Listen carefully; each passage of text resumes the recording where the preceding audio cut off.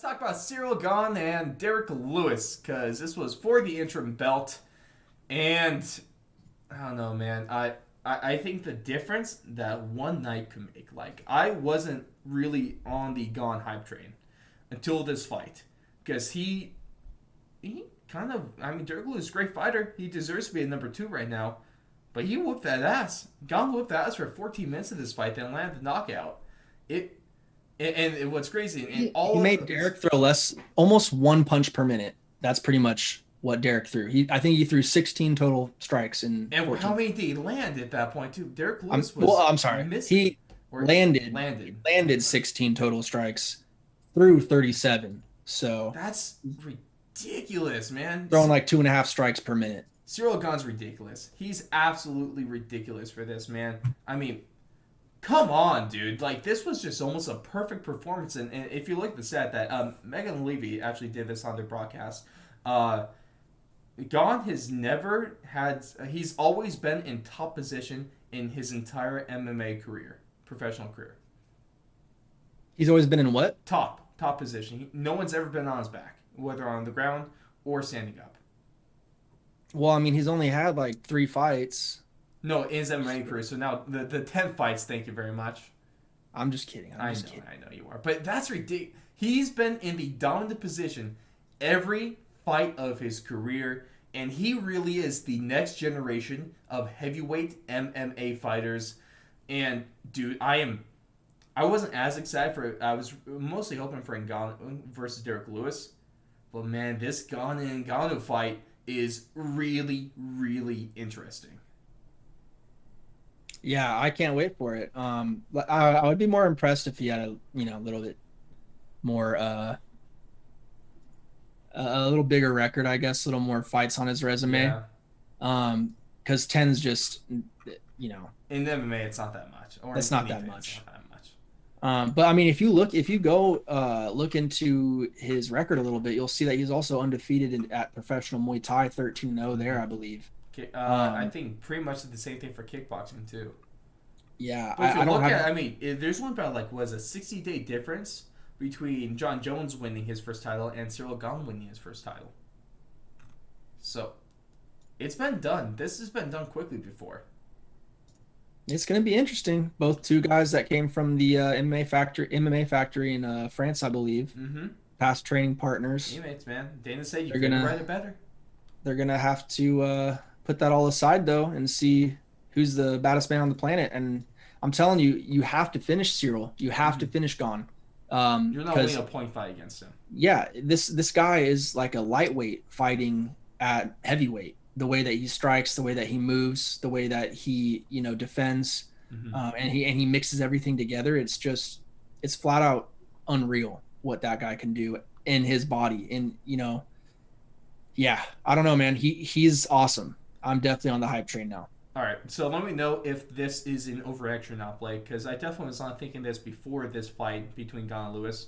But is it overreaction to say that Ciryl Gane is the better fighter than Francis Ngannou and is correctly shown on the current odds that he should be the favorite in this fight? Have we seen? So I'm gonna change that question around Okay. to kind of give my answers. Like, have we seen Cyril probably like do more with more weapons at his disposal? Yes. Is he as scary as Francis? No. Does he have as much power as Francis? I don't think so because Francis looks like he hits like a silverback gorilla. Harder. So On roids. maybe harder. Who knows? Maybe a little bit of bath Um, salts is going through that silverback gorilla, man. so maybe does he have more tools in the tool shed? Possibly. Yeah, I think you could say that.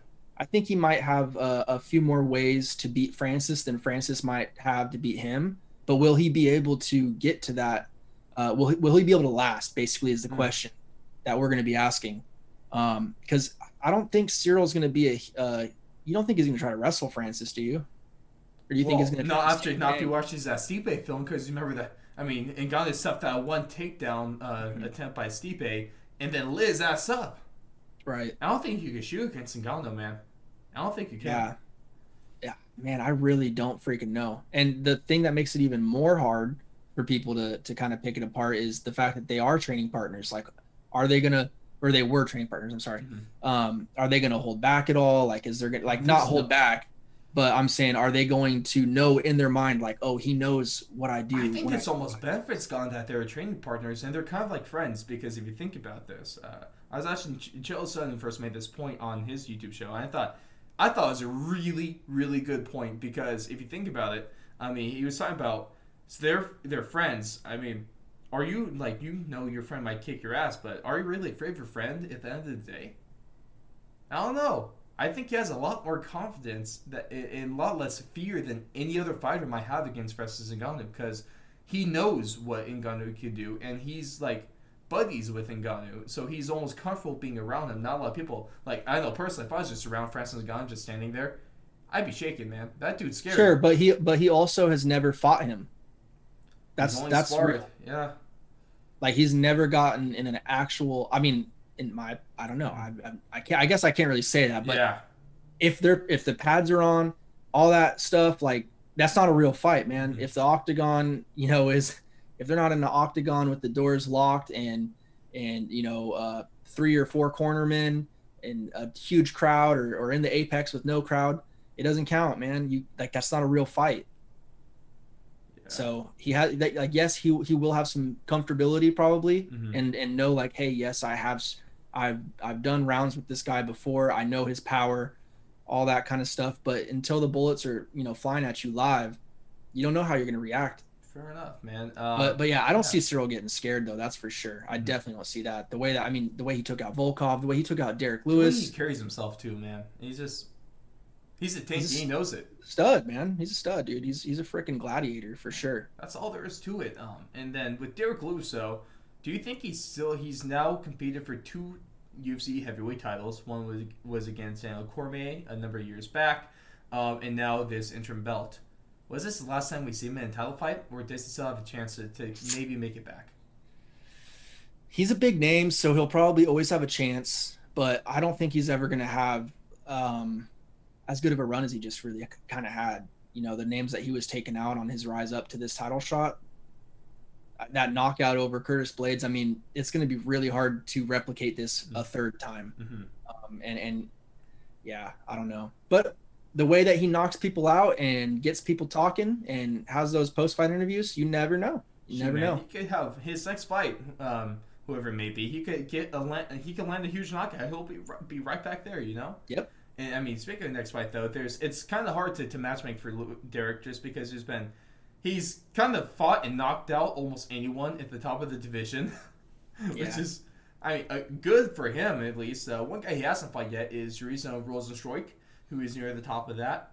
Or if there's going to be if here, but if Francis Ngannou loses to Ciryl Gane when they had their title unification bout, possibly Lewis versus Ngannou is still an option there. I'd rather see Rosenstruik sounds cooler to me right now. Yeah, I'd be a fan of that. Someone's a game where the lights put the hell out, hands down. Yeah. Yeah, that'd be a good ass fight. We'd love to hear what you guys think about this. So, can Derrick Lewis still contend for a title? Is Ciryl Gane the future of the UFC heavyweight division, or just MMA in general? And what do you think about the early fight predictions for Ngannou versus Gane?